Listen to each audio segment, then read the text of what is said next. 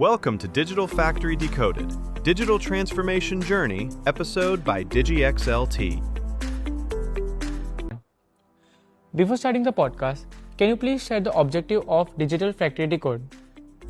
Hello everyone. So while we were discussing with the manufacturers, there are several questions that we keep getting about what is digitalization, how different it is from automation, what kind of solutions are there, how the ROI is there. So there were many of these problems or issues that manufacturers were trying to find the answer, and which is why we decided to have a podcast series. We did earlier few episodes in that we covered about digital foundations, building an infrastructure for the digitization. We also talked about in detail about the different digital applications that are used in a manufacturing plants. And today we will be talking about another very important aspect of digitalization is what should be the approach, where should we start, how should we build a roadmap, what kind of solutions we should have first, what we should have later. So these are the clarity we will bring it through today's episode. Today we'll talk about understanding digital transformation roadmap. So my first question is, where should a manufacturing company start its digital journey? Yeah, so digital journey always has to start with having a capabilities of acquiring, managing the data. So basically then it has to be with setting up some level of an infrastructure which will enable data to be acquired from the different functions, from a manufacturing plant, from the machines, and then having a capability to process that data, generate insights, and bring those insights to the manufacturing leaders for driving improvement actions. So if it is a starting point, it has to be this. Obviously ERP is something which organization will have it. So ERP plus then basic level of a data capturing and analyzing capabilities. Manufacturers have limited budgets. How to balance short-term and long-term needs? So this is important, especially for the SME organizations where they have really a limited budget and they are not able to move forward. So and then a lot of these manufacturers also have a day-to-day issues. So what it happens is when they try to look for a digital solutions, they keep in mind the kind of problems or issues that they are facing on a day-to-day basis, and then just try to get the solution for a very specific problem that they are facing, and I think which becomes a short-term look at a problem solving.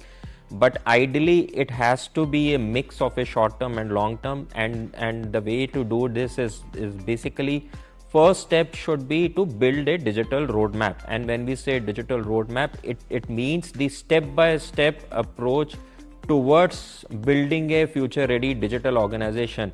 And in this case you will identify solutions that should be adopted at an initial stage. Then once we have that capability, then what could be the long-term solutions which needs to be adopted. So when someone is building a roadmap, it takes care of the aspect of a short-term and long-term, because the immediate challenges will bring a higher level of a priority to the solution that needs to be adopted first.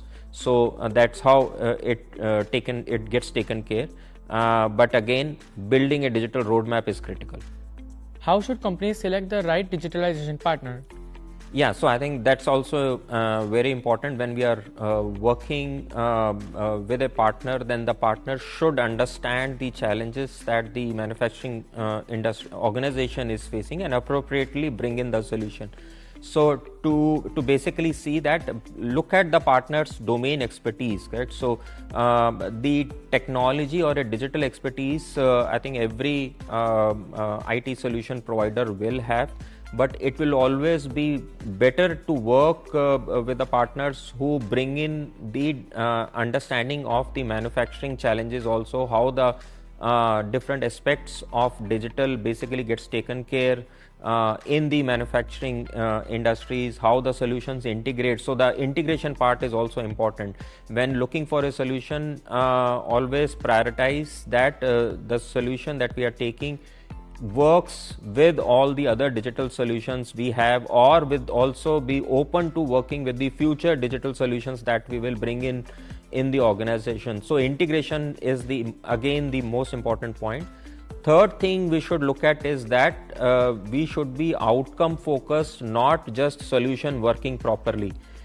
If we take a digital solution from a partner, and if the partner convinces that the solution is working to what it is expected, but whether are we also getting the desired outcomes about bringing a change in the plant, reducing the cost, improving our KPIs, correct? So it also solution has to lead to the bringing positive change. So I think this is something that we should take care of it. What internal capabilities must be built for long-term success?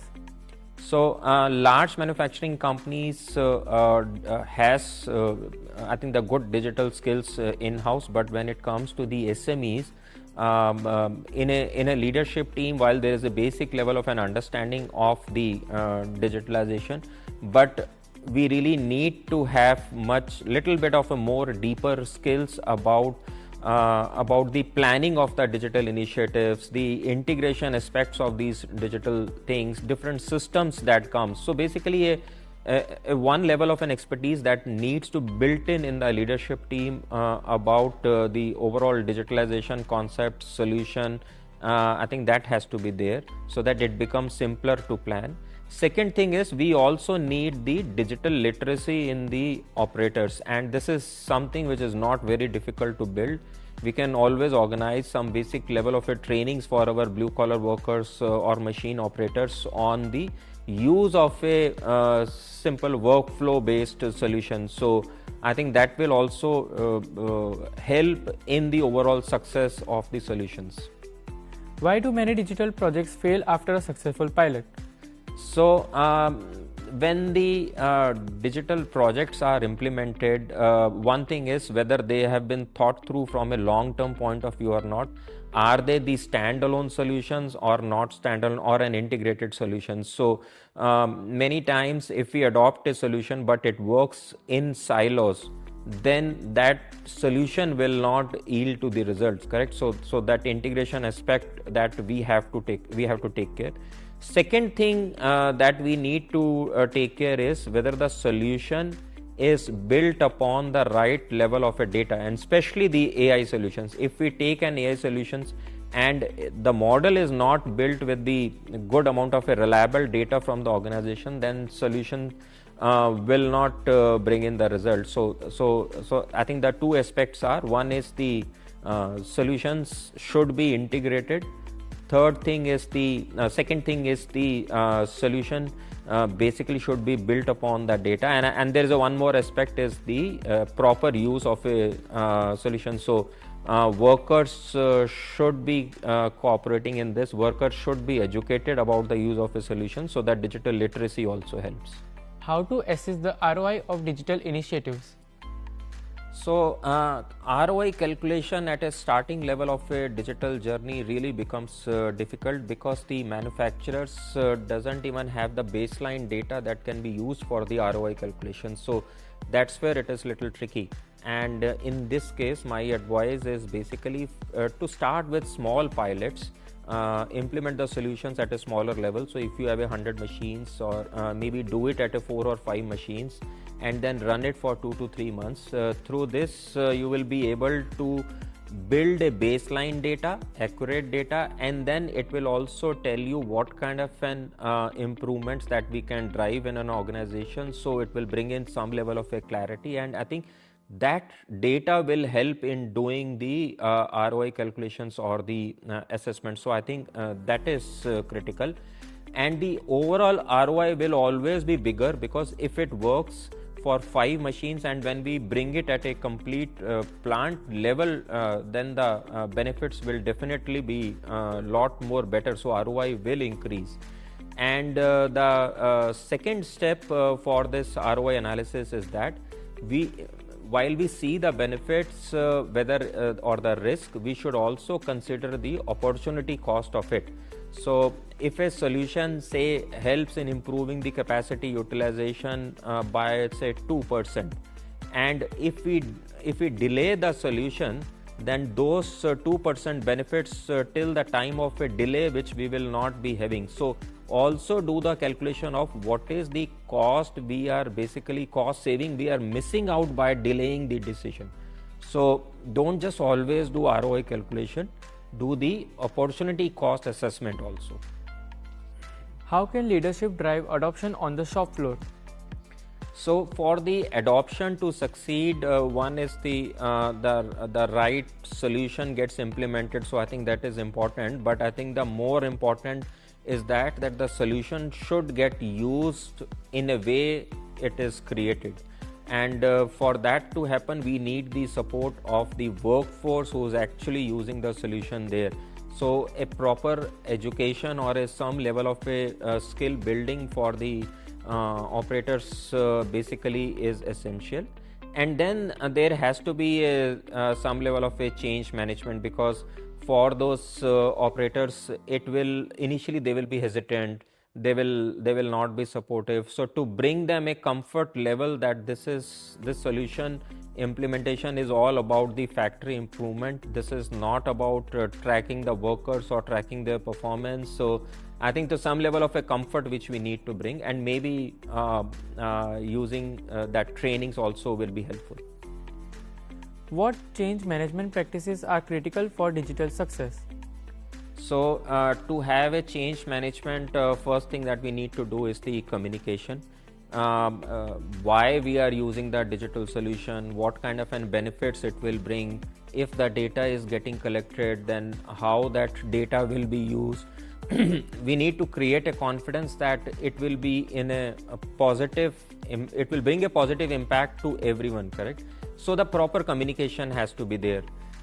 Second thing, from a change management, what we need is the bringing some level of an incentive to the workforce also is important. So if workforce is supporting us by moving to digital, bringing their ideas, then at the same point we should also have some level of an incentives for them, because through the digital solutions we will be saving a lot of money. So if these incentives can be there, then these workers will also get motivated. What does a realistic 12 to 18 months digital roadmap look like for an SME? So if we are talking about say SME starting a digital journey, and then they need to define a roadmap, then while there will be certain specifics that needs to be considered for that organization based on their current challenges and their current state, their current processes, but at a broad level, if I have to suggest, then organization should have an ERP. So if there is nothing, then maybe organization should start thinking about having an ERP in place. Second thing they should look at is the having the infrastructure or a capability to acquire, manage, and then build insights from the data, and this data would be across production, quality, maintenance, as I talked about in a previous episodes. And once we reach to this level, then we can start thinking about the specific applications on the other departments, like quality applications. It could be there, it could be vision based inspection, the compliance monitoring inspection. So that's how that journey will be there. This was informative podcast for our listeners. What our listeners can look forward in future? So through these multiple episodes, we have tried our best to bring in clarity about why do we really need digitalization, why Indian industry, especially the SMEs, need digitalization, what kind of benefits it can bring in, what is the level of a digital infrastructure to be created at the start, what are the different level of applications which are there. And then we also talked about the approach, basically how do you build a roadmap, how do you prioritize the solution, how do you manage the change. So I think from our side we have tried to answer everything that we generally get to hear from the manufacturers. But in addition, If there are any other questions or specific areas on a topic where manufacturers would want to learn more about, we welcome your ideas and you can share it with us. We will record more episodes under this podcast and we will share it with you to bring the clarity on the specific topics. But hopefully you would have got some clarity through the effort that we made in these podcasts. Do share it within your networks also of the manufacturers who are looking for answers on digitalization, the benefits of it and how to go about it. And stay tuned, keep learning, and our all the best wishes for you in accelerating or driving your digital journey in your manufacturing plant. Let's make our plants future ready so that we can really be working at a lot more competitive level globally. Good luck.